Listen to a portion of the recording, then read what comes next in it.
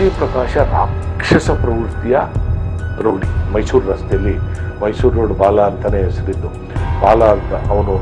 ಆಮೇಲೆ ಮುರುಗಿ ಫಯಾಜ್, ಇವರೆಲ್ಲ ರಾಕ್ಷಸ ಪ್ರವೃತ್ತಿಯ ರೌಡಿಗಳು. ಬಾಲ ಎಷ್ಟು ರಾಕ್ಷಸ ಪ್ರವೃತ್ತಿಯ ರೌಡಿ ಅಂದರೆ, ಬಾರು, ಸಾರಾಯಿ ಅಂಗಡಿ, ಹೆಂಡದ ಅಂಗಡಿಗೆ ನುಗ್ಗಿಬಿಡೋನು, ಪೀಪಾಯಿ ಕುಡಿದು ಕುಡಿದ್ಬಿಟ್ಟು ನಿಮ್ಮಂಗೆ ಉಪ್ಪಿನಕಾಯಿ, ಉಪ್ಪು, ಬೇಯಿಸಿರೋ ಮಾಂಸ ತಿಂತಾ ಇರಲಿಲ್ಲ. ಪಕ್ಕದಲ್ಲಿ ಮಾಂಸದ ಅಂಗಡಿಯಲ್ಲಿ ನೇತಾಕಿರೋರಲ್ಲ, ಹಸಿ ಮಾಂಸದ ಕೊಬ್ಬನ್ನು ತೆಗೆದು ತಿನ್ನೋ. ಅದೇ ಥರ MC ಪ್ರಕಾಶ ಚಾಮರಾಜಪೇಟೆ, ಹನುಮಂತ ನಗರ ಈ ವ್ಯಾಪ್ತಿಲಿ ಬಹಳ ದಾಂಧಲೆ ಮಾಡಿದವನು. ಅವನ ತಾಯಿಗೆ ಅವನು ಕೆಟ್ಟದಾಗಿ ಬೈದು ಹೊರಗಡೆ ಬರ್ತಾ ಇದ್ದಂಥವನು.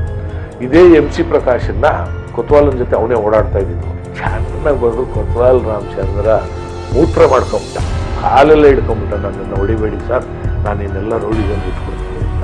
ಏನು ಹಂಗೆ ನೋಡ್ತಾ ಇದ್ರೆ, ಇನ್ನೆಂಗೆ ನೋಡ್ಬೇಕು ನಿಮಗೆ ಅಂತ. ಇನ್ನೆಂಗೆ ನೋಡ್ಬೇಕು ಸ್ವಾಮಿ ಅಂದ. ಅದೇನು ರಿಕ್ವೆಸ್ಟ್ ಅಲ್ಲ, ಎತ್ತಿ ಅವನಿಗೆ ಹೊಡಿಯೋಕ್ಕೆ ಶುರು ಮಾಡಿದ್ರು. ಬಡಗರು ಇವ್ರಿಗೆ ಸುಸ್ತಾಗೋಯ್ತು. ಸೋಮಶೇಖರ್ಗೆ ಸುಸ್ತಾಗಿ ಕೂತ್ಕೊಂಡ್ರು. ಈ ಬೇರೆ ರೋಡಿಗಳಾಗಿದ್ರೆ ಒಡಂಬಲ್ಲ ಅಂದ್ಬಿಟ್ಟು ಸ್ವಲ್ಪ ತಗ್ಗಿ ಬಗ್ಗಿ ನಡೆಯೋರು. ಏನು ಕೇಳ್ತಾನಂತೆ ಗೊತ್ತಾ? ಆಯ್ತಾ, ಇನ್ನ ಇದೆಯಾ ಅಂತ. ಸೀತಾರಾಮ್ ಶೆಟ್ಟಿಗೆ ಕೊತ್ವಾಲನ ಜೊತೆ ಸ್ಯಾಮ್ಸನ್ ಅಂತ ಒಬ್ಬ ಇದ್ದ. ಸ್ಯಾಮ್ಸನ್ ಬಂದ್ಬಿಟ್ಟು ಜಯರಾಜ್ ಜೊತೆ. ಫರಾದು ಒಬ್ಬ ಈ ನಕಲಿ ಶ್ಯಾಮ, ಈ ವ್ಯವಸ್ಥೆಯಲ್ಲಿ ಮತ್ತೆ ಭೂಗತ ಲೋಕದಲ್ಲಿ ನಕಲಿ ಶ್ಯಾಮ. ಅವನು ಕೋಆರ್ಡಿನೇಟ್ರು, PR, ಪರ್ಸನಲ್ ರಿಲೇಷನ್, ಏನು ಬೇಕಾದ್ರೂ ನೀವು ಹೇಳಿ. ಅವನು ಪೊಲೀಸರ ಮೇಲೆ ದಬ್ಬಾಳಿಕೆ ಮಾಡಿ ಎದುರಿಸ್ತಾನೆ ಅಂದರೆ, ಆಮೇಲೆ ಅವನು ಎಲ್ಲರಿಗೂ ಹೆಂಗೆ ಎದುರಿಸ್ತಾ ಇದ್ದ ಅಂದರೆ, ಇಡೀ ಕರ್ನಾಟಕದಲ್ಲಿ ಭಾಳ ಬಲಿಷ್ಠ ಪೊಲೀಸ್ ಅಧಿಕಾರಿಗಳು, ಕೊಡವ ಪೊಲೀಸ್ ಅಧಿಕಾರಿಗಳಿದ್ರು. ಅವ್ರ ಹೆಸರು ಹೇಳೋಣ, ಅವ್ರು ನಮ್ಮ ರಿಲೇಟಿವ್ ಅಂತ, ನನ್ನ ಹೆಂಡತಿ ರಿಲೇಟಿವ್, ನಮ್ಮ ರಿಲೇಟಿವ್ ಅಂತ ಎಷ್ಟೋ ಜನ ನಂಬಿಡ್ತಾ ಇದ್ರು. ಈಗ ಸ್ಯಾಂಟ್ರೋ ರವಿ ಅನ್ನೋನ್ ಜೊತೆ ನೀವು ಮಾತಾಡ್ತೀರಿ, ಅವ್ನು ನಾನು ನಿಮಗೆ ಟ್ರಾನ್ಸ್ಫರ್ ಮಾಡಿಸ್ತೀನಿ ಅಂತ. ಸ್ಯಾಂಟ್ರೋ ರವಿ ಒಬ್ಬ ರೌಡಿನೂ ಅಲ್ಲ. ರೌಡಿ ಮನೆ ನುಗ್ಗೋಡಿತಾನೆ, ಪೊಲೀಸ್ನವ್ರು ಏನು ಮಾಡ್ತಾ ಇಲ್ಲ ಸರ್. MLA ಮನೆ, MLA ನನ್ನ ಕಾರೆಲ್ಲ ಡ್ಯಾಮೇಜ್ ಮಾಡಿದ್ದಾನೆ. ಆಮೇಲೆ ವಿರೋಧ ಪಕ್ಷದ MLA ಅಲ್ಲ, ಆಡಳಿತ ಪಕ್ಷದ MLA. ಅದು ಅವ್ನಿಗೆ ಇನ್ಫಾರ್ಮೇಶನ್ ಹೊಟ್ಟೋಗಿತ್ತು, ಎಸ್ಕೇಪ್ ಆಗ್ಬಿಟ್ಟಿದ್ದು. ಒಂದು ಮಂಚ ಮಾಡಿದ್ರು, ಆ ಮಂಚದೊಳಗಡೆ ಇವನು ಬಚ್ಚಿಟ್ಕೊಂಡಿದ್ರು. ಅವನು ನಮ್ಮ ಕೇಸಲ್ಲಿ ಬೇಕಾಗಿತ್ತು, ಸಿಕ್ಕದಾಗ ಕರ್ಕೊಂಬಂದು ಮಾಡಿದ್ವಿ. ಇದು ರೈಡ್ ಮಾಡಿದಾಗ ಬೆಳಗಿನ ಜಾವ 3 ಗಂಟೆ. ಇಲ್ಲ ನೀವು ಆ ಮನೆ ಒಳಗಡೆ ನುಗ್ಗಿ ಅಲ್ಲಿ ಹೆಣ್ಮಕ್ಳ ಜೊತೆಲ್ಲ ಅಸಭ್ಯವಾಗಿ ವರ್ತಿಸಿದ್ದೀರ ಅಂದರು. ನನಗೆ ಎಲ್ಲಿತ್ತೋ ಸಿಟ್ಟು. ನಾನು 5 ಜನ ಅಕ್ಕ ತಂಗಿರ ಜೊತೆ ಹುಟ್ಟಿರೋನು ಅಂತ ನೀಚ ಕೆಲಸ ಮಾಡಲ್ಲ, ಯಾರಿಗೆ ಮಾತಾಡ್ತಾ ಇದ್ದೀರಾ ನೀವು? MC ಪ್ರಕಾಶ, ಸೀತಾರಾಮ್ ಶೆಟ್ಟಿ, ಸ್ಯಾಮ್ಸನ್, ಇದೆಲ್ಲ ಒಂದೇ ಥರ ಕ್ಯಾರೆಕ್ಟರ್ಗಳು. ಭೂಗತ ಜಗತ್ತಲ್ಲಿ ಒಂದೇ ಥರ ಕ್ಯಾರೆಕ್ಟರ್ಗಳು. ಒಬ್ಬ ರೌಡಿ ಇರ್ತಾನೆ, ಹೀರೋ ಇರ್ತಾನೆ. ಹೀರೋಗೆ ಬಲಗೈ ಬಂಟನಾಗಿ ಒಬ್ಬ ಇರ್ತಾನೆ. ಈ ಪಿಕ್ಚರಲ್ಲಿ ನೋಡಲ್ವ ನೀವು, ಒಬ್ಬ ಹೀರೋ ಇರ್ತಾನೆ, ಅದಕ್ಕೊಂದು ಹೀರೋಯಿನ್ ಇರ್ತಾಳೆ, ಒಬ್ಬ ವಿಲ್ಲನ್ ಇರ್ತಾನೆ, ಒಬ್ಬ ಕಾಮಿಡಿಯನ್ ಇರ್ತಾನೆ. ಇವ್ರದ್ದೆಲ್ಲ ಬಹುಶಃ ಕಾಮಿಡಿಯನ್ ಪಾತ್ರ ಅಂತ ಕಾಣುತ್ತೆ. MC ಪ್ರಕಾಶು ಬಲಗೈ ಬಂಟ, ಕೊತ್ವಾಲ್ ರಾಮಚಂದ್ರನಿಗೆ ಬಲಗೈ ಬಂಟ ಆಗಿದ್ದ. ಸ್ಯಾಮ್ಸನ್ನು ಜಯರಾಜನ ಬಲಗೈ ಬಂಟ. ಸೀತಾರಾಮ್ ಶೆಟ್ಟಿ, ಕೊತ್ವಾಲ್ ರಾಮಚಂದ್ರ. MC ಪ್ರಕಾಶನ್ ಆದಮೇಲೆ ಸೀತಾರಾಮ್ ಶೆಟ್ಟಿ ಬಲಗೈ ಬಂಟ. MC ಪ್ರಕಾಶ ರಾಕ್ಷಸ ಪ್ರವೃತ್ತಿಯ ರೌಡಿ. MC ಪ್ರಕಾಶ. ಆಮೇಲೆ ಗಾರ್ಡನ್ ಬಾಲ ಅಂತ ಒಬ್ಬ ಇದ್ದ, ಈ ಮೈಸೂರು ರಸ್ತೆಯಲ್ಲಿ ಮೈಸೂರು ರೋಡ್ ಬಾಲ ಅಂತಾನೆ ಹೆಸರಿದ್ದು, ಬಾಲ ಅಂತ ಅವನು. ಆಮೇಲೆ ಮುರುಗಿ ಫಯಾಜ್, ಅಂದರೆ ಕೋಳಿ ಫಯಾಜ್ ಅಂತ ಏನು ಹೇಳ್ತೀವಿ, ಆ ಮುರುಗಿ ಫಯಾಜ್ ಅಂತ ಫಯಾಜು. ಇವರೆಲ್ಲ ರಾಕ್ಷಸ ಪ್ರವೃತ್ತಿಯ ರೌಡಿಗಳು. ಯಾಕೆ ರಾಕ್ಷಸ ಪ್ರವೃತ್ತಿಯ ರೌಡಿಗಳು ಅಂದರೆ, ಇವ್ರು ಕುಡಿದಾಗ ಪೊಲೀಸ್ನವ್ರ ಮೇಲೆ ಬೀಳ್ತಾ ಇದ್ರು. ಬೇಕಾದ್ರೆ ಈ ಬಾಲ ಅಂತ ಹೇಳಿದ್ನಲ್ಲ, ಅವನು ಎಂತ, ನಾನು 79ರಲ್ಲಿ 80ರಲ್ಲಿ ನೋಡಿದಂಥ ರೌಡಿ ಅವನು. ಆಮೇಲೆ ಅವನು ಹೊಡೆದು ಸಾಯಿಸಿದ್ರು ಅಂತ ಇಟ್ಕೊಳ್ಳಿ.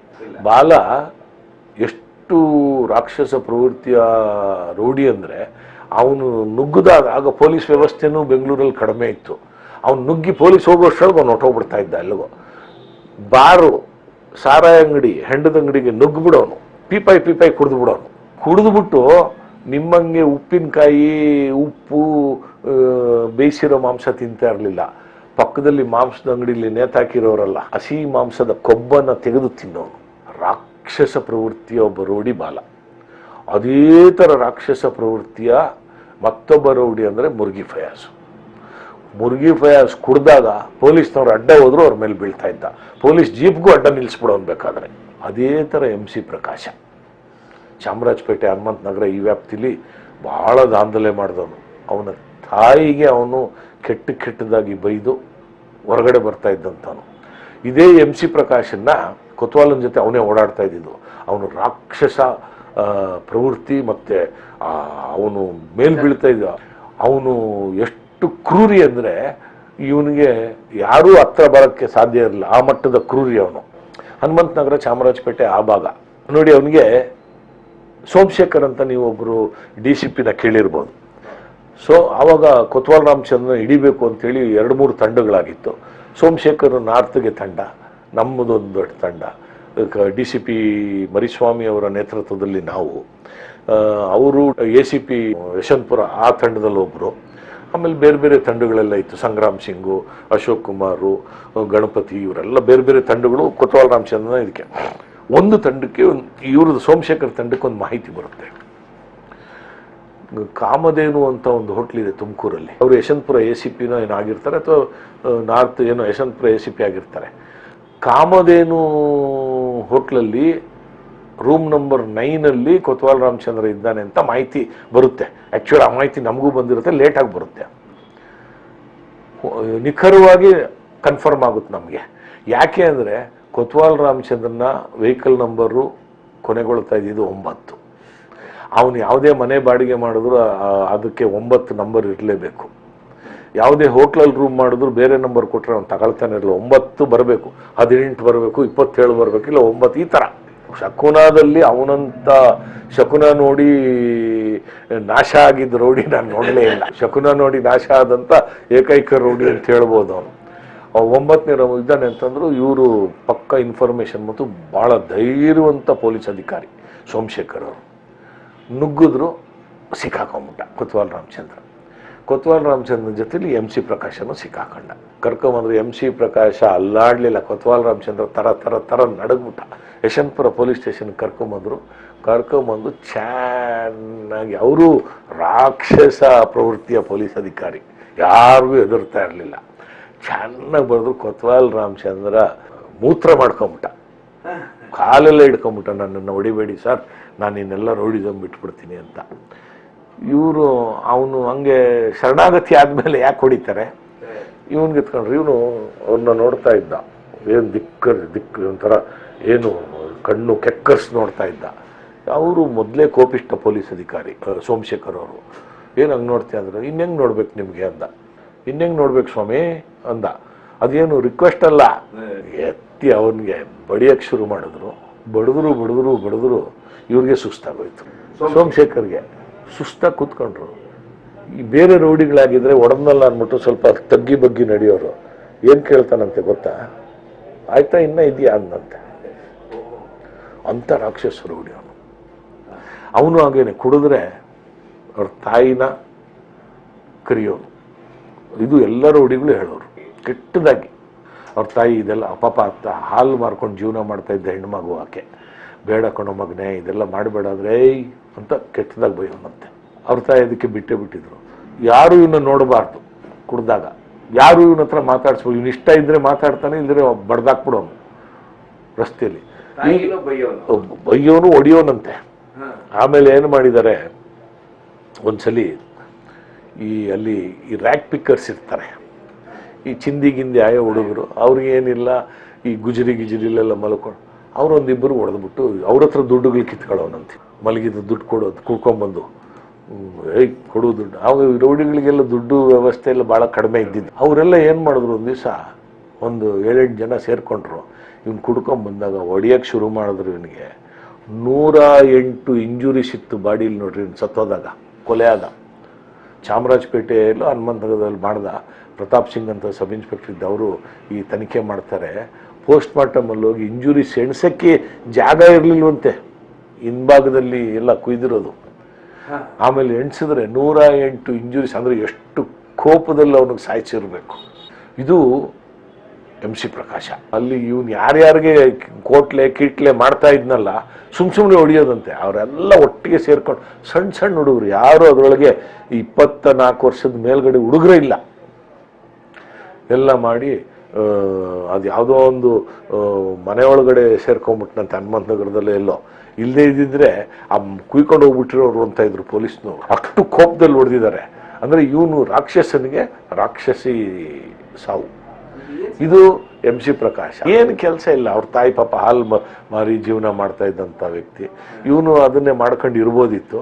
ಈ ಸಂಘ ಸಹವಾಸ ದೋಷ, ಕುಡಿದ ಮೇಲೆ ರಾಕ್ಷಸ ಮನೋಭಾವ. ಇದೇ ಥರ ಜಯರಾಜ್ ಜೊತೆ ಸ್ಯಾಮ್ಸನ್ ಇರ್ತಾ ಇದ್ದ. ಅಲ್ಲಿ ಸಹಚಾರ ಅಷ್ಟೇ. ಈ ಸೀತಾರಾಮ್ ಶೆಟ್ಟಿ ಏನ್ ಮಾಡ್ತಾ ಇದ್ದ ಅಂದ್ರೆ ನಾನೇನು ಹೇಳಿ, ಸೀತಾರಾಮ್ ಶೆಟ್ಟಿ ಓಡಾಡ್ತಾ ಇರ್ತಾನೆ. ಸೀತಾರಾಮ್ ಶೆಟ್ಟಿ ಪ್ಲಾನ್ ಮಾಡೋದು, ವಸೂಲಿ ಮಾಡೋದು, ಅವ್ನಿಗೇನೇನು ಬೇಕು ಬೇಡಗಳನ್ನ ನೋಡ್ಕೊಳ್ಳೋನು. ಇವನು ಬೇಕು ಬೇಡ ನೋಡ್ಕೊಳ್ತಾ ಇರ್ಲಿ. ಇವನ್ನ ಕೊತ್ವಾಲ ಚೆನ್ನಾಗಿ ನೋಡ್ಕೋಬೇಕು, ಕುಡಿಸ್ಬೇಕು, ತಿನ್ನಿಸ್ಬೇಕು. ಇವನೇನು ಕೊತ್ವಾಲನ್ಗೆ ಮೈ ತಿಕ್ಕೋದು ಇದೆಲ್ಲ ಮಾಡ್ತಾನೆ ಇರಲಿಲ್ಲ. ಸೀತಾರಾಮ್ ಶೆಟ್ಟಿ ಅದನ್ನ ಮಾಡೋನು, ಏನೇನು ಬೇಕೋ ಸರಬರಾಜು ಮಾಡೋನು.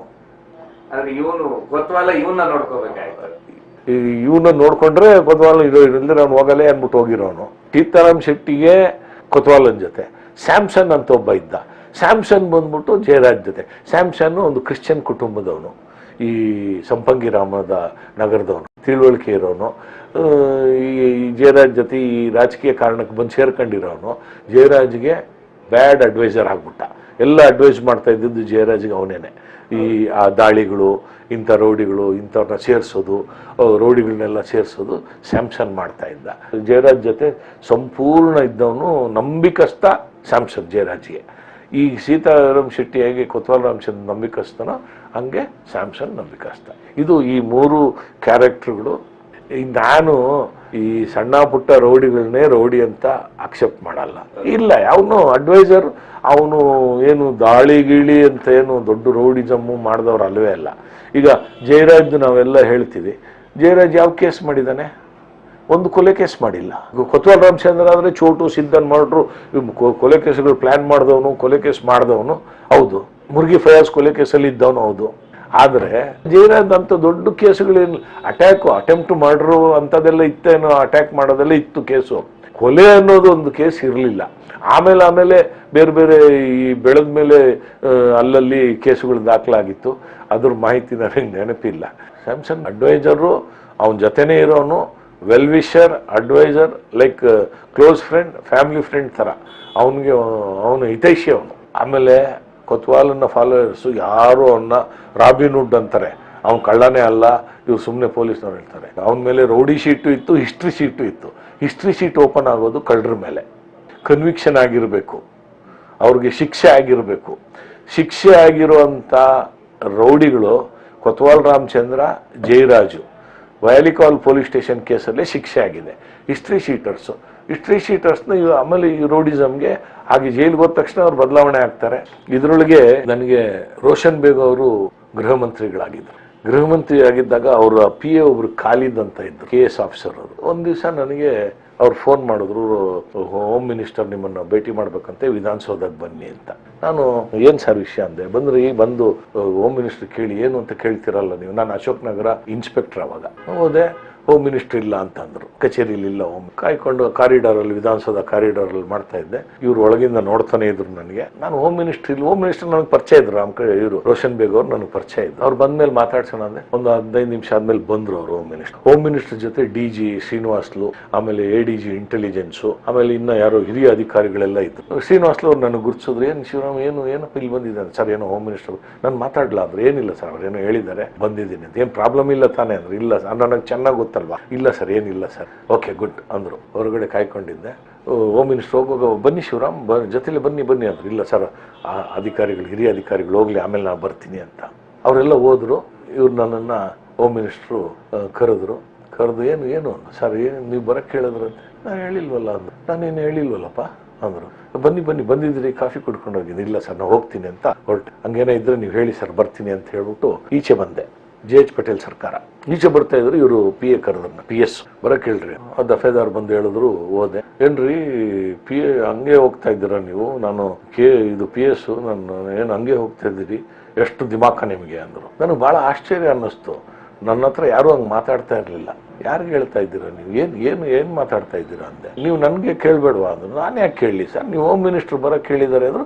ಹೋಮ್ ಮಿನಿಸ್ಟರ್ನ ಕೇಳಿದೆ. ಹೋಮ್ ಮಿನಿಸ್ಟರ್ ನಾನು ಬರಕ್ಕೆ ಹೇಳ್ಬಿಟ್ರ ಅಂದರು. ಹೌದು ಹೇಳಿದೆ. ಇಲ್ಲ, ಅವ್ರು ಮರ್ತೋಗಿರ್ಬೇಕು ಅಂದರು. ಮರ್ತೋಗಿದ್ರೆ ಆಮೇಲೆ ಹೇಳಿದ್ರೆ ಬರ್ತೀನಿ ಬಿಡಿ ಅಂದೆ.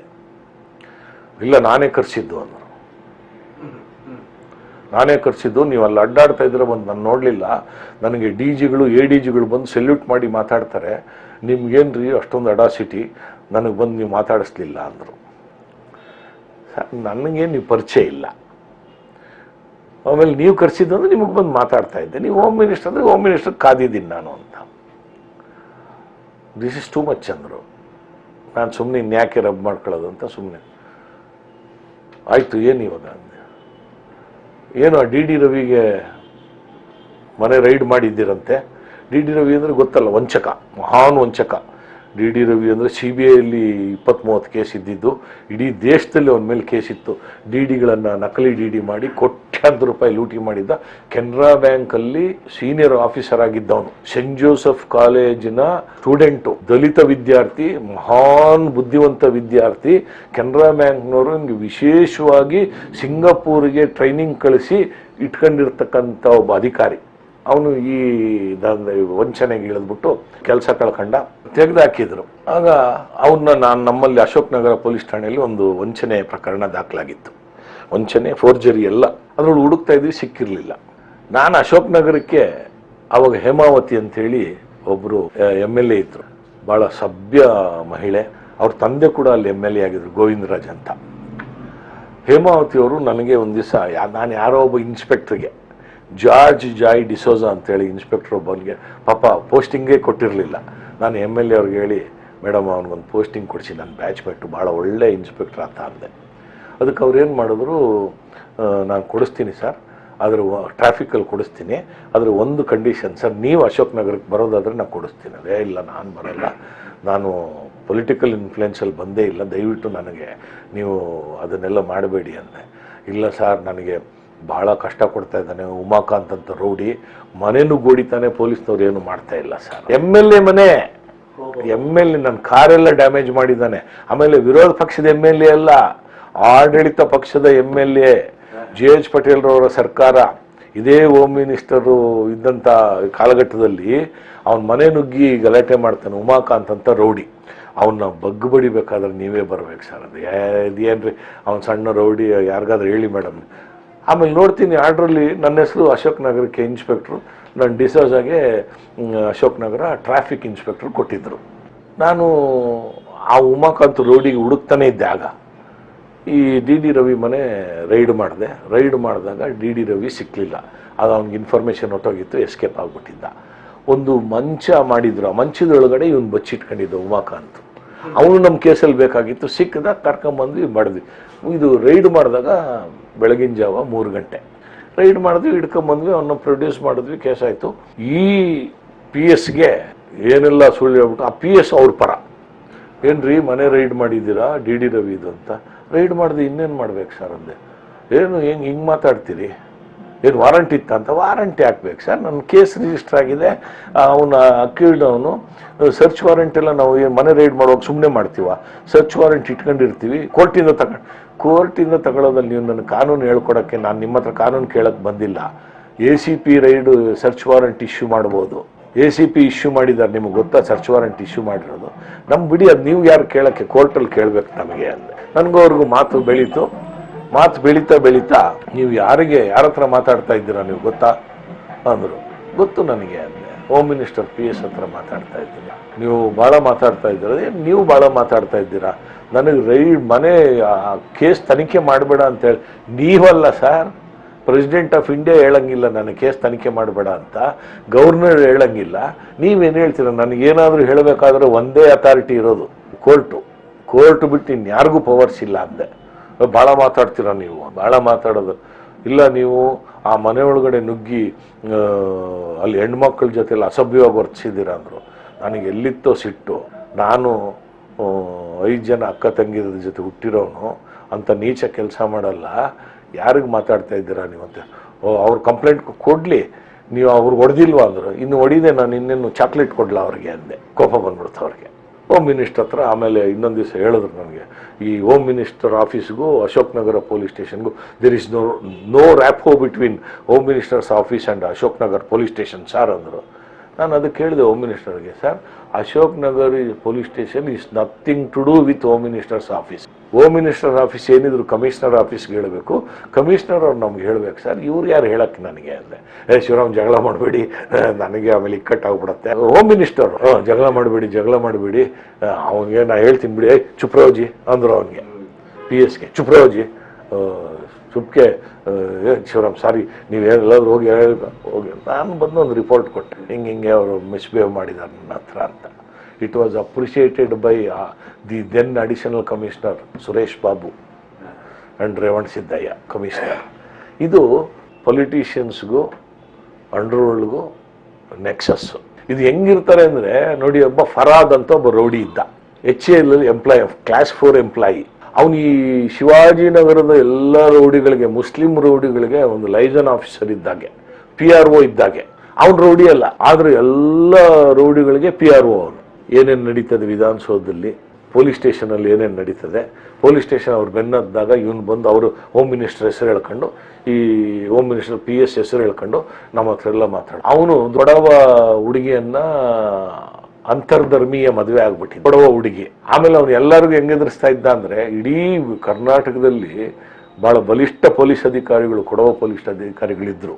ಅವ್ರ ಹೆಸರು ಹೇಳೋಣ, ಅವ್ರು ನಮ್ಮ ರಿಲೇಟಿವ್ ಅಂತ, ನನ್ನ ಹೆಂಡತಿ ರಿಲೇಟಿವ್, ನಮ್ಮ ರಿಲೇಟಿವ್ ಅಂತ ಎಷ್ಟೋ ಜನ ನಂಬಿಡ್ತಾ ಇದ್ರು. ಅಲ್ಲ, ನಾವು ಅವನಿಗೆ ದಾಳಿ ಮಾಡಿ ಅವನಿಗೆಲ್ಲ ಬಡಿತಾ ಇದ್ವಿ. ಅವನು ರೆಸಿಡೆನ್ಸಿ ರೋಡಲ್ಲಿ ಒಂದು ಯಾವುದೋ ಒಂದು ಪ್ರೈವೇಟ್ ಆಫೀಸ್ ಉದ್ಘಾಟನೆಗೆ ಹೋಮ್ ಮಿನಿಸ್ಟರ್ನ ಕರ್ಕೊಂಬಂದಿದ್ದಾನೆ.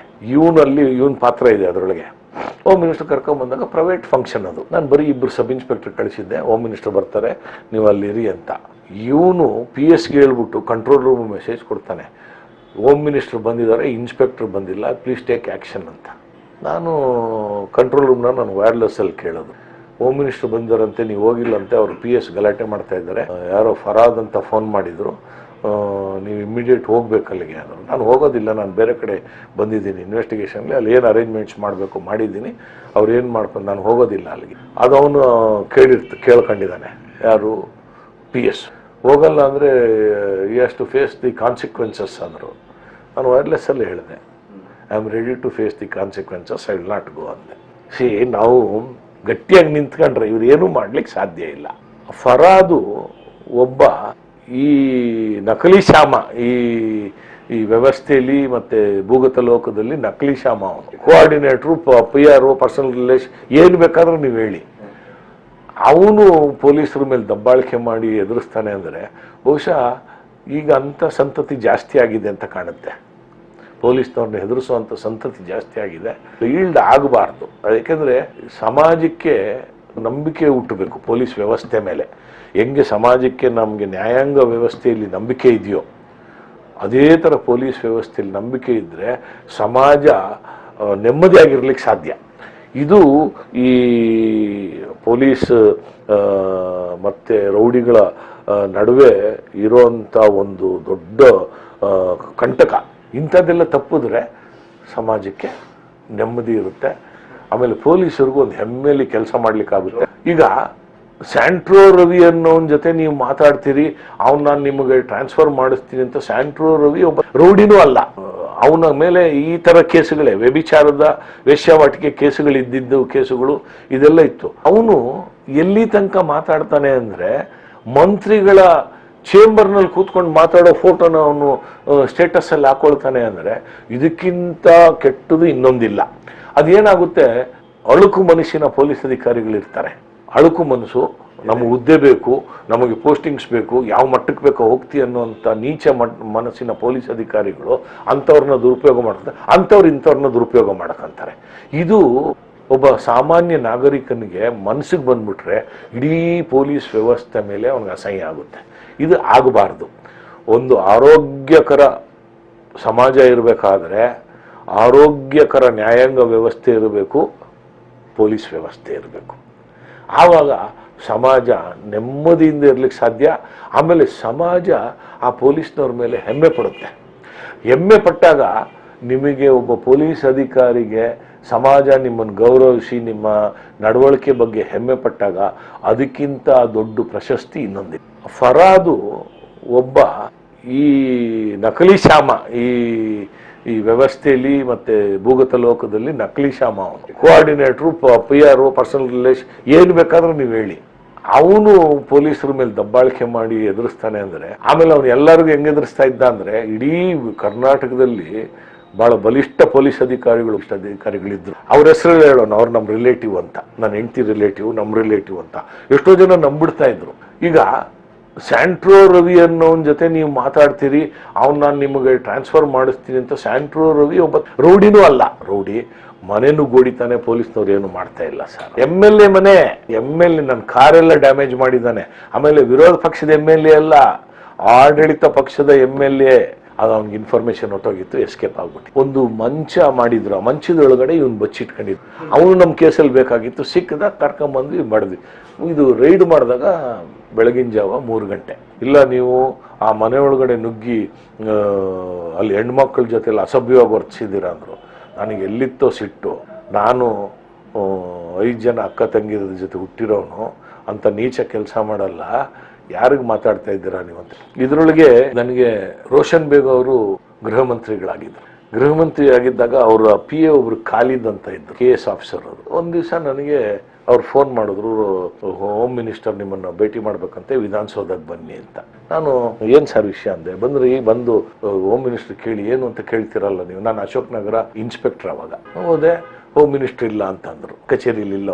ಕಾಯ್ಕೊಂಡು ಕಾರಿಡಾರಲ್ಲಿ, ವಿಧಾನಸೌಧ ಕಾರಿಡಾರಲ್ಲಿ ಮಾಡ್ತಾ ಇದ್ದೆ. ಇವ್ರು ಒಳಗಿಂದ ನೋಡ್ತಾನೆ ಇದ್ರು ನನಗೆ. ನಾನು ಹೋಮ್ ಮಿನಿಸ್ಟರ್ ಇಲ್ಲ, ಹೋಮ್ ಮಿನಿಸ್ಟರ್ ನನಗೆ ಪರಿಚಯ ಇದ್ರು, ನಮ್ಮ ಕಡೆ ಇವರು ರೋಷನ್ ಬೇಗ್ ಅವ್ರು ನನಗೆ ಪರಿಚಯ ಇದ್ರು. ಅವ್ರು ಬಂದ್ಮೇಲೆ ಮಾತಾಡ್ಸೋಣ ಅಂದೆ. ಒಂದು 15 ನಿಮಿಷ ಆದ್ಮೇಲೆ ಬಂದ್ರು ಅವರು ಹೋಮ್ ಮಿನಿಸ್ಟರ್ ಜೊತೆ DG ಶ್ರೀನಿವಾಸ್ಲು, ಆಮೇಲೆ ADG ಇಂಟೆಲಿಜೆನ್ಸು, ಆಮೇಲೆ ಇನ್ನ ಯಾರೋ ಹಿರಿಯ ಅಧಿಕಾರಿಗಳೆಲ್ಲ ಇದ್ರು. ಶ್ರೀನಿವಾಸ್ಲು ಅವ್ರು ನನಗೆ ಗುರುತಿಸಿದ್ರು. ಏನು ಶಿವರಾಮ್, ಏನಪ್ಪ ಇಲ್ಲಿ ಬಂದಿದ್ದಾರೆ ಸರ್? ಏನೋ ಹೋಮ್ ಮಿನಿಸ್ಟರ್. ನಾನು ಮಾತಾಡ್ಲಾ ಅಂದ್ರೆ, ಏನಿಲ್ಲ ಸರ್, ಅವ್ರೇನೋ ಹೇಳಿದ್ದಾರೆ, ಬಂದಿದ್ದೀನಿ ಅಂತ. ಏನು ಪ್ರಾಬ್ಲಮ್ ಇಲ್ಲ ತಾನೇ ಅಂದ್ರೆ, ಇಲ್ಲ ನನಗೆ ಚೆನ್ನಾಗಿ ಗೊತ್ತಲ್ವಾ. ಇಲ್ಲ ಸರ್, ಏನಿಲ್ಲ ಸರ್. ಓಕೆ ಗುಡ್ ಅಂದರು. ಹೊರಗಡೆ ಕಾಯ್ಕೊಂಡಿದ್ದೆ. ಹೋಮ್ ಮಿನಿಸ್ಟರ್ ಹೋಗುವಾಗ, ಬನ್ನಿ ಶಿವರಾಮ್, ಜೊತೆಲೆ ಬನ್ನಿ ಅಂದರು. ಇಲ್ಲ ಸರ್, ಆ ಅಧಿಕಾರಿಗಳು, ಹಿರಿಯ ಅಧಿಕಾರಿಗಳು ಹೋಗ್ಲಿ, ಆಮೇಲೆ ನಾನು ಬರ್ತೀನಿ ಅಂತ. ಅವರೆಲ್ಲ ಹೋದ್ರು. ಇವ್ರು ನನ್ನನ್ನು ಹೋಮ್ ಮಿನಿಸ್ಟ್ರು ಕರೆದು ಏನು ಸರ್, ಏನು ನೀವು ಬರಕ್ಕೆ ಹೇಳಿದ್ರು ಅಂತ. ನಾನು ಹೇಳಿಲ್ವಲ್ಲ ಅಂದರು. ನಾನೇನು ಹೇಳಿಲ್ವಲ್ಲಪ್ಪ ಅಂದರು. ಬನ್ನಿ ಬಂದಿದ್ರಿ, ಕಾಫಿ ಕುಡ್ಕೊಂಡು ಹೋಗಿದ್ದೆ. ಇಲ್ಲ ಸರ್, ನಾನು ಹೋಗ್ತೀನಿ ಅಂತ ಹೊರಟೆ. ಹಂಗೇನೋ ಇದ್ರೆ ನೀವು ಹೇಳಿ ಸರ್, ಬರ್ತೀನಿ ಅಂತ ಹೇಳ್ಬಿಟ್ಟು ಈಚೆ ಬಂದೆ. JH ಪಟೇಲ್ ಸರ್ಕಾರ ಈಚೆ ಬರ್ತಾ ಇದ್ರು. ಇವರು PA ಕರೆದ್ರನ್ನ, PS ಬರಕ್ ಹೇಳ್ರಿ. ದಫೇದಾರ್ ಬಂದು ಹೇಳಿದ್ರು. ಹೋದೆ. ಏನ್ರಿ PA ಹಂಗೆ ಹೋಗ್ತಾ ಇದ್ದೀರಾ ನೀವು? ನಾನು ಇದು PS, ನಾನು ಏನು ಹಂಗೆ ಹೋಗ್ತಾ ಇದ್ದೀರಿ, ಎಷ್ಟು ದಿಮಾಕ ನಿಮಗೆ ಅಂದರು. ನನಗೆ ಭಾಳ ಆಶ್ಚರ್ಯ ಅನ್ನಿಸ್ತು. ನನ್ನ ಹತ್ರ ಯಾರು ಹಂಗೆ ಮಾತಾಡ್ತಾ ಇರಲಿಲ್ಲ. ಯಾರಿಗೆ ಹೇಳ್ತಾ ಇದ್ದೀರಾ ನೀವು? ಏನು ಮಾತಾಡ್ತಾ ಇದ್ದೀರಾ ಅಂದೆ. ನೀವು ನನಗೆ ಕೇಳಬೇಡವಾ ಅಂದರು. ನಾನು ಯಾಕೆ ಕೇಳಲಿ ಸರ್? ನೀವು ಹೋಮ್ ಮಿನಿಸ್ಟರ್ ಬರಕ್ಕೆ ಹೇಳಿದ್ದಾರೆ ಅಂದರು. ಹೋಮ್ ಮಿನಿಸ್ಟರ್ನ ಕೇಳಿದೆ. ಹೋಮ್ ಮಿನಿಸ್ಟರ್ ನಾನು ಬರಕ್ಕೆ ಹೇಳ್ಬಿಟ್ರ ಅಂದರು. ಹೌದು ಹೇಳಿದೆ. ಇಲ್ಲ, ಅವ್ರು ಮರ್ತೋಗಿರ್ಬೇಕು ಅಂದರು. ಮರ್ತೋಗಿದ್ರೆ ಆಮೇಲೆ ಹೇಳಿದ್ರೆ ಬರ್ತೀನಿ ಬಿಡಿ ಅಂದೆ. ಇಲ್ಲ, ನಾನೇ ಕರ್ಸಿದ್ದು ಅಂದರು. ನಾನೇ ಕರ್ಸಿದ್ದು, ನೀವು ಅಲ್ಲಿ ಅಡ್ಡಾಡ್ತಾ ಇದ್ರೆ ಬಂದು ನಾನು ನೋಡಲಿಲ್ಲ. ನನಗೆ DGಗಳು ADGಗಳು ಬಂದು ಸೆಲ್ಯೂಟ್ ಮಾಡಿ ಮಾತಾಡ್ತಾರೆ. ನಿಮ್ಗೇನ್ರಿ ಅಷ್ಟೊಂದು ಅಡಾಸಿಟಿ, ನನಗೆ ಬಂದು ನೀವು ಮಾತಾಡಿಸ್ಲಿಲ್ಲ ಅಂದರು. ನನಗೇನು ನೀವು ಪರಿಚಯ ಇಲ್ಲ. ಆಮೇಲೆ ನೀವು ಕರ್ಸಿದ್ದು ಅಂದ್ರೆ ನಿಮಗೆ ಬಂದು ಮಾತಾಡ್ತಾ ಇದ್ದೆ. ನೀವು ಹೋಮ್ ಮಿನಿಸ್ಟರ್ ಅಂದರೆ ಹೋಮ್ ಮಿನಿಸ್ಟರ್ ಕಾದಿದ್ದೀನಿ ನಾನು ಅಂತ. ದಿಸ್ ಇಸ್ ಟೂ ಮಚ್ ಅಂದರು. ನಾನು ಸುಮ್ಮನೆ ಇನ್ಯಾಕೆ ರಬ್ ಮಾಡ್ಕೊಳ್ಳೋದು ಅಂತ ಸುಮ್ಮನೆ ಆಯಿತು. ಏನು ಇವಾಗ ಅಂದೆ. ಏನು ಆ DD ರವಿಗೆ ಮನೆ ರೈಡ್ ಮಾಡಿದ್ದೀರಂತೆ. DD ರವಿ ಅಂದರೆ ಗೊತ್ತಲ್ಲ, ವಂಚಕ, ಮಹಾನ್ ವಂಚಕ. DD ರವಿ ಅಂದರೆ CBIಯಲ್ಲಿ 20-30 ಕೇಸ್ ಇದ್ದಿದ್ದು. ಇಡೀ ದೇಶದಲ್ಲಿ ಅವನ ಮೇಲೆ ಕೇಸ್ ಇತ್ತು. DDಗಳನ್ನು ನಕಲಿ DD ಮಾಡಿ ಕೋಟ್ಯಾಂತರ ರೂಪಾಯಿ ಲೂಟಿ ಮಾಡಿದ್ದ. ಕೆನರಾ ಬ್ಯಾಂಕಲ್ಲಿ ಸೀನಿಯರ್ ಆಫೀಸರ್ ಆಗಿದ್ದವನು. ಸೆಂಟ್ ಜೋಸೆಫ್ ಕಾಲೇಜಿನ ಸ್ಟೂಡೆಂಟು, ದಲಿತ ವಿದ್ಯಾರ್ಥಿ, ಮಹಾನ್ ಬುದ್ಧಿವಂತ ವಿದ್ಯಾರ್ಥಿ. ಕೆನರಾ ಬ್ಯಾಂಕ್ನವರು ನಿಮಗೆ ವಿಶೇಷವಾಗಿ ಸಿಂಗಾಪುರಿಗೆ ಟ್ರೈನಿಂಗ್ ಕಳಿಸಿ ಇಟ್ಕೊಂಡಿರ್ತಕ್ಕಂಥ ಒಬ್ಬ ಅಧಿಕಾರಿ. ಅವನು ಈ ವಂಚನೆಗೆ ಇಳಿದ್ಬಿಟ್ಟು ಕೆಲಸ ಕಳ್ಕೊಂಡ, ತೆಗೆದುಹಾಕಿದ್ರು. ಆಗ ಅವನ್ನ ನಮ್ಮಲ್ಲಿ ಅಶೋಕ್ ನಗರ ಪೊಲೀಸ್ ಠಾಣೆಯಲ್ಲಿ ಒಂದು ವಂಚನೆ ಪ್ರಕರಣ ದಾಖಲಾಗಿತ್ತು. ವಂಚನೆ, ಫೋರ್ಜರಿ ಎಲ್ಲ ಅದ್ರಲ್ಲಿ ಹುಡುಕ್ತಾ ಇದ್ವಿ, ಸಿಕ್ಕಿರಲಿಲ್ಲ. ನಾನು ಅಶೋಕ್ ನಗರಕ್ಕೆ ಅವಾಗ ಹೇಮಾವತಿ ಅಂತೇಳಿ ಒಬ್ಬರು MLA ಇದ್ರು, ಭಾಳ ಸಭ್ಯ ಮಹಿಳೆ. ಅವ್ರ ತಂದೆ ಕೂಡ ಅಲ್ಲಿ MLA ಆಗಿದ್ರು, ಗೋವಿಂದರಾಜ್ ಅಂತ. ಹೇಮಾವತಿ ಅವರು ನನಗೆ ಒಂದು ದಿವಸ, ನಾನು ಯಾರೋ ಒಬ್ಬ ಇನ್ಸ್ಪೆಕ್ಟ್ರಿಗೆ, ಜಾರ್ಜ್ ಜಾಯ್ ಡಿಸೋಜಾ ಅಂತೇಳಿ ಇನ್ಸ್ಪೆಕ್ಟರ್ ಒಬ್ಬನಿಗೆ, ಪಾಪ ಪೋಸ್ಟಿಂಗೇ ಕೊಟ್ಟಿರಲಿಲ್ಲ. ನಾನು MLA ಅವ್ರಿಗೆ ಹೇಳಿ, ಮೇಡಮ್ ಅವ್ನಿಗೊಂದು ಪೋಸ್ಟಿಂಗ್ ಕೊಡಿಸಿ, ನನ್ನ ಬ್ಯಾಚ್ಮೇಟು ಭಾಳ ಒಳ್ಳೆ ಇನ್ಸ್ಪೆಕ್ಟರ್ ಅಂತ ಅಂದೆ. ಅದಕ್ಕೆ ಅವ್ರು ಏನು ಮಾಡಿದ್ರು, ನಾನು ಕೊಡಿಸ್ತೀನಿ ಸರ್, ಆದರೆ ಟ್ರಾಫಿಕಲ್ಲಿ ಕೊಡಿಸ್ತೀನಿ, ಆದರೆ ಒಂದು ಕಂಡೀಷನ್ ಸರ್, ನೀವು ಅಶೋಕ್ ನಗರಕ್ಕೆ ಬರೋದಾದರೆ ನಾನು ಕೊಡಿಸ್ತೀನಿ. ಅದೇ ಇಲ್ಲ, ನಾನು ಬರೋಲ್ಲ, ನಾನು ಪೊಲಿಟಿಕಲ್ ಇನ್ಫ್ಲುಯೆನ್ಸಲ್ಲಿ ಬಂದೇ ಇಲ್ಲ, ದಯವಿಟ್ಟು ನನಗೆ ನೀವು ಅದನ್ನೆಲ್ಲ ಮಾಡಬೇಡಿ ಅಂದೆ. ಇಲ್ಲ ಸರ್, ನನಗೆ ಭಾಳ ಕಷ್ಟ ಕೊಡ್ತಾ ಇದ್ದಾನೆ ಉಮಾಕಾಂತ್ ಅಂತ ರೌಡಿ. ಮನೆನೂ ಗೋಡಿತಾನೆ, ಪೊಲೀಸ್ನವ್ರು ಏನು ಮಾಡ್ತಾ ಇಲ್ಲ ಸರ್. MLA ಮನೆ, MLA ನನ್ನ ಕಾರೆಲ್ಲ ಡ್ಯಾಮೇಜ್ ಮಾಡಿದ್ದಾನೆ. ಆಮೇಲೆ ವಿರೋಧ ಪಕ್ಷದ MLA ಅಲ್ಲ, ಆಡಳಿತ ಪಕ್ಷದ MLA JH ಪಟೇಲ್ರವರ ಸರ್ಕಾರ, ಇದೇ ಹೋಮ್ ಮಿನಿಸ್ಟರು ಇದ್ದಂಥ ಕಾಲಘಟ್ಟದಲ್ಲಿ ಅವನ ಮನೆ ನುಗ್ಗಿ ಗಲಾಟೆ ಮಾಡ್ತಾನೆ ಉಮಾಕಾಂತ್ ಅಂತ ರೌಡಿ. ಅವನ್ನ ಬಗ್ಗು ಬಡಿಬೇಕಾದ್ರೆ ನೀವೇ ಬರ್ಬೇಕು ಸರ್. ಇದೇನ್ರಿ ಅವ್ನು ಸಣ್ಣ ರೌಡಿ, ಯಾರಿಗಾದ್ರೂ ಹೇಳಿ ಮೇಡಮ್. ಆಮೇಲೆ ನೋಡ್ತೀನಿ ಆರ್ಡ್ರಲ್ಲಿ ನನ್ನ ಹೆಸರು ಅಶೋಕ್ ನಗರಕ್ಕೆ ಇನ್ಸ್ಪೆಕ್ಟ್ರು, ನಾನು ಡಿಸೋಜಾಗೆ ಅಶೋಕ್ ನಗರ ಟ್ರಾಫಿಕ್ ಇನ್ಸ್ಪೆಕ್ಟ್ರು ಕೊಟ್ಟಿದ್ದರು. ನಾನು ಆ ಉಮಾಕಾಂತ್ ರೌಡಿಗೆ ಹುಡುಕ್ತಾನೆ ಇದ್ದೆ. ಆಗ ಈ DD ರವಿ ಮನೆ ರೈಡ್ ಮಾಡಿದೆ. ರೈಡ್ ಮಾಡಿದಾಗ DD ರವಿ ಸಿಕ್ಕಲಿಲ್ಲ. ಅದು ಅವ್ನಿಗೆ ಇನ್ಫಾರ್ಮೇಷನ್ ಹೊಟ್ಟೋಗಿತ್ತು, ಎಸ್ಕೇಪ್ ಆಗಿಬಿಟ್ಟಿದ್ದ. ಒಂದು ಮಂಚ ಮಾಡಿದ್ರು, ಆ ಮಂಚದೊಳಗಡೆ ಇವನು ಬಚ್ಚಿಟ್ಕೊಂಡಿದ್ದ ಉಮಾಕಾಂತ್. ಅವನು ನಮ್ಮ ಕೇಸಲ್ಲಿ ಬೇಕಾಗಿತ್ತು, ಸಿಕ್ಕದಾಗ ಕರ್ಕೊಂಬಂದ್ವಿ ಮಾಡಿದ್ವಿ. ಇದು ರೈಡ್ ಮಾಡಿದಾಗ ಬೆಳಗಿನ ಜಾವ 3 ಗಂಟೆ ರೈಡ್ ಮಾಡಿದ್ವಿ, ಹಿಡ್ಕೊಂಬಂದ್ವಿ, ಅವನ್ನ ಪ್ರೊಡ್ಯೂಸ್ ಮಾಡಿದ್ವಿ, ಕೇಸ್ ಆಯಿತು. ಈ PS ಏನೆಲ್ಲ ಸುಳ್ಳು ಹೇಳ್ಬಿಟ್ಟು, ಆ PS ಅವ್ರ ಪರ, ಏನ್ರಿ ಮನೆ ರೈಡ್ ಮಾಡಿದ್ದೀರಾ DD ರವಿ ಇದು ಅಂತ. ರೈಡ್ ಮಾಡಿದೆ, ಇನ್ನೇನು ಮಾಡ್ಬೇಕು ಸರ್ ಅಂದೆ. ಏನು ಹಿಂಗೆ ಮಾತಾಡ್ತೀರಿ, ಏನು ವಾರಂಟ್ ಇತ್ತ ಅಂತ. ವಾರಂಟಿ ಹಾಕ್ಬೇಕು ಸರ್, ನನ್ನ ಕೇಸ್ ರಿಜಿಸ್ಟರ್ ಆಗಿದೆ, ಅವನ ಅಕ್ಯೂಲ್ಡ್ ಅವನು. ಸರ್ಚ್ ವಾರೆಂಟ್ ಎಲ್ಲ ನಾವು ಏನು ಮನೆ ರೈಡ್ ಮಾಡುವಾಗ ಸುಮ್ಮನೆ ಮಾಡ್ತೀವ? ಸರ್ಚ್ ವಾರೆಂಟ್ ಇಟ್ಕೊಂಡಿರ್ತೀವಿ, ಕೋರ್ಟಿಂದ ತಗೊಳ್ಳೋದಲ್ಲಿ ನೀವು ನನ್ನ ಕಾನೂನು ಹೇಳ್ಕೊಡೋಕ್ಕೆ ನಾನು ನಿಮ್ಮ ಹತ್ರ ಕಾನೂನು ಕೇಳಕ್ಕೆ ಬಂದಿಲ್ಲ. ACP raid search warrant issue ಮಾಡ್ಬೋದು. ACP ಇಶ್ಯೂ ಮಾಡಿದ್ದಾರೆ, ನಿಮಗೆ ಗೊತ್ತಾ ಸರ್ಚ್ ವಾರೆಂಟ್ ಇಶ್ಯೂ ಮಾಡಿರೋದು? ನಮ್ಗೆ ಬಿಡಿ, ಅದು ನೀವು ಯಾರು ಕೇಳೋಕ್ಕೆ, ಕೋರ್ಟಲ್ಲಿ ಕೇಳಬೇಕು ನಮಗೆ ಅಂದೆ. ನನಗೂ ಅವ್ರಿಗೂ ಮಾತು ಬೆಳೀತಾ ನೀವು ಯಾರ ಹತ್ರ ಮಾತಾಡ್ತಾ ಇದ್ದೀರಾ ನೀವು ಗೊತ್ತಾ ಅಂದರು. ಗೊತ್ತು ನನಗೆ ಅಂದೆ. ಹೋಮ್ ಮಿನಿಸ್ಟರ್ PS ಹತ್ರ ಮಾತಾಡ್ತಾ ಇದ್ದೀರಾ, ನೀವು ಭಾಳ ಮಾತಾಡ್ತಾ ಇದ್ದೀರಾ. ನೀವು ಭಾಳ ಮಾತಾಡ್ತಾ ಇದ್ದೀರಾ, ನನಗೆ ರೈಡ್ ಮನೆ ಕೇಸ್ ತನಿಖೆ ಮಾಡಬೇಡ ಅಂತೇಳಿ. ನೀವಲ್ಲ ಸರ್, ಪ್ರೆಸಿಡೆಂಟ್ ಆಫ್ ಇಂಡಿಯಾ ಹೇಳಂಗಿಲ್ಲ ನನಗೆ ಕೇಸ್ ತನಿಖೆ ಮಾಡಬೇಡ ಅಂತ, ಗವರ್ನರ್ ಹೇಳಂಗಿಲ್ಲ. ನೀವೇನು ಹೇಳ್ತೀರ? ನನಗೇನಾದರೂ ಹೇಳಬೇಕಾದ್ರೆ ಒಂದೇ ಅಥಾರಿಟಿ ಇರೋದು, ಕೋರ್ಟು ಬಿಟ್ಟು ಇನ್ಯಾರಿಗೂ ಪವರ್ಸ್ ಇಲ್ಲ ಅಂದೆ. ಭಾಳ ಮಾತಾಡ್ತೀರ ನೀವು ಅಂದರು. ಭಾಳ ಮಾತಾಡೋದು ಇಲ್ಲ, ನೀವು ಆ ಮನೆ ಒಳಗಡೆ ನುಗ್ಗಿ ಅಲ್ಲಿ ಹೆಣ್ಮಕ್ಳ ಜೊತೆಲ್ಲ ಅಸಭ್ಯವಾಗಿ ವರ್ತಿಸಿದ್ದೀರ ಅಂದರು. ನನಗೆ ಎಲ್ಲಿತ್ತೋ ಸಿಟ್ಟು. ನಾನು 5 ಜನ ಅಕ್ಕ ತಂಗಿರ ಜೊತೆ ಹುಟ್ಟಿರೋನು ಅಂತ ನೀಚ ಕೆಲಸ ಮಾಡಲ್ಲ. ಯಾರಿಗೆ ಮಾತಾಡ್ತಾ ಇದ್ದೀರಾ ನೀವು ಅಂತ. ಅವ್ರು ಕಂಪ್ಲೇಂಟ್ ಕೊಡಲಿ, ನೀವು ಅವ್ರಿಗೆ ಹೊಡೆದಿಲ್ವಾ ಅಂದರು. ಇನ್ನು ಹೊಡಿದೆ, ನಾನು ಇನ್ನೇನು ಚಾಕ್ಲೇಟ್ ಕೊಡಲ ಅವ್ರಿಗೆ ಅಂದೆ. ಕೋಪ ಬಂದ್ಬಿಡ್ತು ಅವ್ರಿಗೆ. ಹೋಮ್ ಮಿನಿಸ್ಟರ್ ಹತ್ರ ಆಮೇಲೆ ಇನ್ನೊಂದು ದಿವಸ ಹೇಳಿದ್ರು ನನಗೆ, ಈ ಹೋಮ್ ಮಿನಿಸ್ಟರ್ ಆಫೀಸ್ಗೂ ಅಶೋಕ್ ನಗರ ಪೊಲೀಸ್ ಸ್ಟೇಷನ್ಗೂ there is no rapport between home minister's office and Ashok Nagar police station sir ಅಂದರು. ನಾನು ಅದಕ್ಕೆ ಹೇಳಿದೆ ಹೋಮ್ ಮಿನಿಸ್ಟರ್ಗೆ, sir Ashok Nagar police station is nothing to do with home minister's office. Home minister office ಏನಿದ್ರು ಕಮಿಷನರ್ ಆಫೀಸ್ಗೆ ಹೇಳಬೇಕು, ಕಮಿಷನರ್ ಅವ್ರು ನಮ್ಗೆ ಹೇಳಬೇಕು ಸರ್, ಇವ್ರು ಯಾರು ಹೇಳಕ್ಕೆ ನನಗೆ ಅಂದೆ. ಶಿವರಾಮ್ ಜಗಳ ಮಾಡಬೇಡಿ, ನನಗೆ ಆಮೇಲೆ ಇಕ್ಕಟ್ಟಾಗ್ಬಿಡತ್ತೆ. ಹೋಮ್ ಮಿನಿಸ್ಟರ್ ಜಗಳ ಮಾಡಬೇಡಿ ಅವನಿಗೆ ನಾ ಹೇಳ್ತೀನಿ ಬಿಡಿ, ಚುಪ್ರವಜಿ ಅಂದರು ಅವನಿಗೆ, PS ಚುಪ್ರವಜಿ ಚುಪ್ಕೆ ಶಿವರಾಮ್ ಸಾರಿ, ನೀವೇನೆಲ್ಲಾದ್ರೂ ಹೋಗಿ ನಾನು ಬಂದು ಒಂದು ರಿಪೋರ್ಟ್ ಕೊಟ್ಟೆ, ಹಿಂಗೆ ಅವರು ಮಿಸ್ಬಿಹೇವ್ ಮಾಡಿದ್ದಾರೆ ನನ್ನ ಹತ್ರ ಅಂತ. It was appreciated by the then additional commissioner Suresh Babu and Revan Siddaiah commissioner. ಇದು ಪೊಲಿಟಿಷಿಯನ್ಸ್ಗೂ ಅಂಡರ್ವರ್ಲ್ಡ್ಗೂ ನೆಕ್ಸಸ್ಸು. ಇದು ಹೆಂಗಿರ್ತಾರೆ ಅಂದರೆ ನೋಡಿ, ಒಬ್ಬ ಫರಾದ್ ಅಂತ ಒಬ್ಬ ರೌಡಿ ಇದ್ದ, HAL ಎಂಪ್ಲಾಯ್, ಕ್ಲಾಸ್ 4 ಎಂಪ್ಲಾಯಿ. ಅವನು ಈ ಶಿವಾಜಿನಗರದ ಎಲ್ಲ ರೌಡಿಗಳಿಗೆ, ಮುಸ್ಲಿಂ ರೌಡಿಗಳಿಗೆ ಒಂದು ಲೈಸನ್ ಆಫೀಸರ್ ಇದ್ದಾಗೆ, PRO ಇದ್ದಾಗೆ. ಅವನು ರೌಡಿ ಅಲ್ಲ, ಆದರೆ ಎಲ್ಲ ರೌಡಿಗಳಿಗೆ PRO ಅವನು. ಏನೇನು ನಡೀತದೆ ವಿಧಾನಸೌಧದಲ್ಲಿ, ಪೊಲೀಸ್ ಸ್ಟೇಷನಲ್ಲಿ ಏನೇನು ನಡೀತದೆ, ಪೊಲೀಸ್ ಸ್ಟೇಷನ್ ಅವ್ರು ಬೆನ್ನದ್ದಾಗ ಇವನು ಬಂದು ಅವರು ಹೋಮ್ ಮಿನಿಸ್ಟರ್ ಹೆಸರು ಹೇಳ್ಕೊಂಡು, ಈ ಹೋಮ್ ಮಿನಿಸ್ಟರ್ PS ಹೆಸರು ಹೇಳ್ಕೊಂಡು ನಮ್ಮ ಹತ್ರ ಎಲ್ಲ ಮಾತಾಡೋದು. ಅವನು ದುರಂತಕ್ಕೆ ಕೊಡವ ಹುಡುಗಿಯನ್ನ ಅಂತರ್ಧರ್ಮೀಯ ಮದುವೆ ಆಗ್ಬಿಟ್ಟಿದ್ದ, ಕೊಡವ ಹುಡುಗಿ. ಆಮೇಲೆ ಅವನು ಎಲ್ಲರಿಗೂ ಹೆಂಗೆದುರಿಸ್ತಾ ಇದ್ದ ಅಂದರೆ, ಇಡೀ ಕರ್ನಾಟಕದಲ್ಲಿ ಭಾಳ ಬಲಿಷ್ಠ ಪೊಲೀಸ್ ಅಧಿಕಾರಿಗಳು, ಕೊಡವ ಪೊಲೀಸ್ ಅಧಿಕಾರಿಗಳಿದ್ದರು. ಅವ್ರ ಹೆಸರು ಹೇಳೋಣ, ಅವ್ರು ನಮ್ಮ ರಿಲೇಟಿವ್ ಅಂತ, ನನ್ನ ಹೆಂಡತಿ ರಿಲೇಟಿವ್, ನಮ್ಮ ರಿಲೇಟಿವ್ ಅಂತ ಎಷ್ಟೋ ಜನ ನಂಬಿಡ್ತಾ ಇದ್ರು. ಅಲ್ಲ, ನಾವು ಅವನಿಗೆ ದಾಳಿ ಮಾಡಿ ಅವನಿಗೆಲ್ಲ ಬಡಿತಾ ಇದ್ವಿ. ಅವನು ರೆಸಿಡೆನ್ಸಿ ರೋಡಲ್ಲಿ ಒಂದು ಯಾವುದೋ ಒಂದು ಪ್ರೈವೇಟ್ ಆಫೀಸ್ ಉದ್ಘಾಟನೆಗೆ ಹೋಮ್ ಮಿನಿಸ್ಟರ್ನ ಕರ್ಕೊಂಬಂದಿದ್ದಾನೆ. ಇವನ ಪಾತ್ರ ಇದೆ ಅದರೊಳಗೆ. ಹೋಮ್ ಮಿನಿಸ್ಟರ್ ಕರ್ಕೊಂಬಂದಾಗ ಪ್ರೈವೇಟ್ ಫಂಕ್ಷನ್ ಅದು. ನಾನು ಬರೀ 2 ಸಬ್ ಇನ್ಸ್ಪೆಕ್ಟರ್ ಕಳಿಸಿದ್ದೆ, ಹೋಮ್ ಮಿನಿಸ್ಟರ್ ಬರ್ತಾರೆ ನೀವು ಅಲ್ಲಿರಿ ಅಂತ. ಇವನು PS ಹೇಳ್ಬಿಟ್ಟು ಕಂಟ್ರೋಲ್ ರೂಮ್ ಮೆಸೇಜ್ ಕೊಡ್ತಾನೆ, ಹೋಮ್ ಮಿನಿಸ್ಟರ್ ಬಂದಿದ್ದಾರೆ, ಇನ್ಸ್ಪೆಕ್ಟರ್ ಬಂದಿಲ್ಲ, ಪ್ಲೀಸ್ ಟೇಕ್ ಆ್ಯಕ್ಷನ್ ಅಂತ. ನಾನು ಕಂಟ್ರೋಲ್ ರೂಮ್ನ ನಾನು ವೈರ್ಲೆಸ್ಸಲ್ಲಿ ಕೇಳೋದು. ಹೋಮ್ ಮಿನಿಸ್ಟರ್ ಬಂದರಂತೆ, ನೀವು ಹೋಗಿಲ್ಲಂತೆ, ಅವರು PS ಗಲಾಟೆ ಮಾಡ್ತಾ ಇದ್ದಾರೆ, ಯಾರೋ ಫರಾದ್ ಅಂತ ಫೋನ್ ಮಾಡಿದರು, ನೀವು ಇಮ್ಮಿಡಿಯೇಟ್ ಹೋಗ್ಬೇಕು ಅಲ್ಲಿಗೆ ಅಂದರು. ನಾನು ಹೋಗೋದಿಲ್ಲ, ನಾನು ಬೇರೆ ಕಡೆ ಬಂದಿದ್ದೀನಿ ಇನ್ವೆಸ್ಟಿಗೇಷನ್ಲಿ, ಅಲ್ಲಿ ಏನು ಅರೇಂಜ್ಮೆಂಟ್ಸ್ ಮಾಡಬೇಕು ಮಾಡಿದ್ದೀನಿ, ಅವ್ರು ಏನು ಮಾಡ್ಕೊಂಡು ನಾನು ಹೋಗೋದಿಲ್ಲ ಅಲ್ಲಿಗೆ. ಅದು ಅವನು ಕೇಳ್ಕೊಂಡಿದ್ದಾನೆ, ಯಾರು PS. ಹೋಗಲ್ಲ ಅಂದರೆ you has to face the consequences ಅಂದರು. ನಾನು ವೈರ್ಲೆಸ್ಸಲ್ಲಿ ಹೇಳಿದೆ, I am ready to face the consequences, I will not go ಅಂದೆ. ನಾವು ಗಟ್ಟಿಯಾಗಿ ನಿಂತ್ಕೊಂಡ್ರೆ ಇವ್ರು ಏನೂ ಮಾಡ್ಲಿಕ್ಕೆ ಸಾಧ್ಯ ಇಲ್ಲ.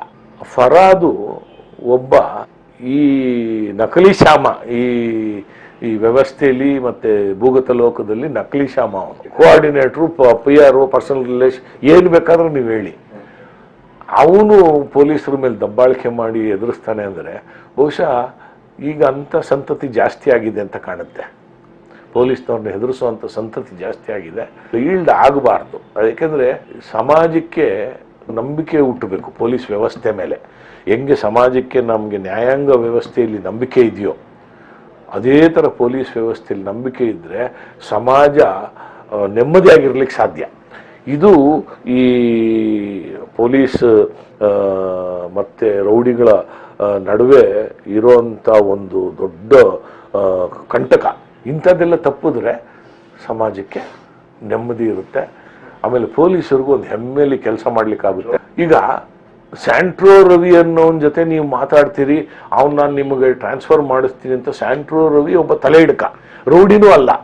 ಅವನ ಮೇಲೆ ಈ ಥರ ಕೇಸುಗಳೇ, ವ್ಯಭಿಚಾರದ ವೇಶ್ಯಾವಾಟಿಕೆ ಕೇಸುಗಳಿದ್ದಿದ್ದು ಕೇಸುಗಳು ಇದೆಲ್ಲ ಇತ್ತು.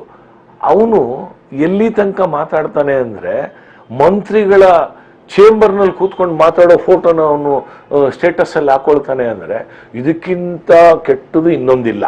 ಅದೇನಾಗುತ್ತೆ, ಅಳುಕು ಮನಸ್ಸಿನ ಪೊಲೀಸ್ ಅಧಿಕಾರಿಗಳಿರ್ತಾರೆ. ಅಳುಕು ಮನಸ್ಸು, ನಮಗೆ ಹುದ್ದೆ ಬೇಕು, ನಮಗೆ ಪೋಸ್ಟಿಂಗ್ಸ್ ಬೇಕು, ಯಾವ ಮಟ್ಟಕ್ಕೆ ಬೇಕೋ ಹೋಗ್ತಿ ಅನ್ನೋಂಥ ನೀಚ ಮನಸ್ಸಿನ ಪೊಲೀಸ್ ಅಧಿಕಾರಿಗಳು ಅಂಥವ್ರನ್ನ ದುರುಪಯೋಗ ಮಾಡ್ತಾರೆ. ಅಂಥವ್ರು ಇಂಥವ್ರನ್ನ ದುರುಪಯೋಗ ಮಾಡಕ್ಕಂತಾರೆ.